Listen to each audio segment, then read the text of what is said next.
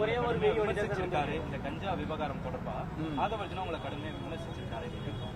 அவர்களுடைய விமர்சனத்தை எல்லாம் நான் புறந்தழுகிறேன். என்னன்னா, ஒரு 42 உயிர்கள் துடிதுடிக்க இறந்து கொண்டிருந்ததை பார்த்து ஓடி வந்த ஒரு மனிதாபிமானமற்ற அந்த ஒரு மிகப்பெரிய அறிவாளி பெருமக்கள் என்னை அறிவில்லாதவன் என்று சொல்வதில் நான் அதை பொருட்படுத்த தயாராக இல்லை. அன்புமணி ராமதாஸ் ஒரு அறிக்கையில பேசும்போது தமிழ்நாடு அரசு உத்தரப்பிரதேச மாநிலத்தோடு ஒப்பிட்டு பேசியிருக்காரு. தமிழ்நாடு அரசு தோல்வி அடைஞ்சிருக்கு. உத்தரப்பிரதேச அரசை விட 50% கடனை அதிகமா வாங்கியிருக்கிறாங்க. இன்னைக்கு மாண்புமிகு ஒன்றிய முன்னாள் அமைச்சர் ப. சிதம்பரம் அவர்கள் மிக சரியாக பதிலளித்திருக்கிறார். அதாவது பொருளாதாரம் என்பது வளர்ச்சிக்கு ஏற்ப வாங்குகிற அந்த கடன், அதுதான் பொருளாதாரம். அந்த கணக்கு பார்க்கறப்ப தமிழ்நாடு ரொம்ப சீராகவே 2021 இது வரைக்கும் மிக சீராக இருக்கிறது. உத்தரப்பிரதேசத்தோடு இது ஒப்பிடுவது தவறு என்று ப. சிதம்பரம் போன்ற பொருளாதார வல்லுநர்கள் சொல்லியிருக்கிறார்கள். மரியாதைக்குரிய அன்புமணி அவர்கள் ப. சிதம்பரத்தின் பேட்டியை, அவருடைய பேச்சை பார்த்து தெரிந்து கொள்வது என்பது, தெரிந்து புரிந்து அதற்கு பின்னால் பேசுவது என்பது நல்லது.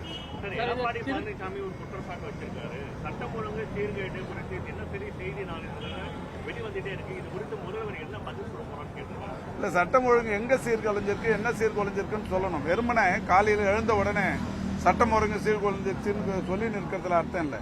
எங்க சட்டம் ஒழுங்கு சீர்குலைஞ்சிருக்கு, எது இப்ப ஸ்தம்பிச்சு போயிருக்கு, எங்க ஜாதி மோதல்கள் நடக்குது, இதெல்லாம் சொல்லணும். எடப்பாடி பழனிசாமி சொல்றதுக்கு அவருக்கு தார்மீக உரிமை இருக்கான்னு தெரியல. ஏன்னா அவருடைய அந்த 4 ஆண்டு கால ஆட்சியில் தூத்துக்குடியில் நடந்த துப்பாக்கி சூடு, ஒரு 13 பேர் இறந்தது, அது மாதிரி நிறைய விஷயங்களை சொல்லலாம்.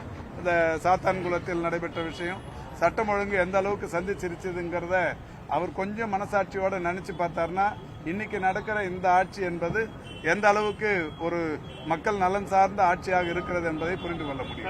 திருத்தணி சம்பவத்தில் சிறுவர்களால் தாக்கப்பட்ட வடமாநில சிறார் ஒரே நாளில் அதாவது உயிர் காப்பாற்ற நிலையில் சேர்க்கப்பட்ட நிலையிலும் ஒரே நாளில் டிஸ்சார்ஜ் ஆயிட்டாருன்னு சொல்லிட்டு சமூக வலைதளங்கள்ல பரவி இருக்கு.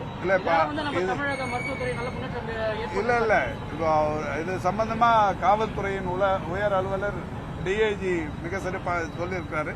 அவருக்கு அங்க ட்ரீட்மெண்ட் திருத்தணியில கொடுத்து திருவள்ளூருக்கு அழைச்சிட்டு வந்து திருவள்ளூர்ல இருந்து காவல்துறையினரே ராஜீவ்காந்திக்கு அங்க அவருக்கு இந்த ஸ்விட்சஸ் எல்லாம் போட்ட உடனே போதும் நான் ஊருக்கு போறேன்னு சொல்லி எழுதி கொடுத்துட்டே போயிருக்கிறாரு. அந்த டாக்குமெண்ட்டை காவல்துறை அதிகாரி பத்திரிகையாளர் முன்னாடியே காட்டியிருக்காரு.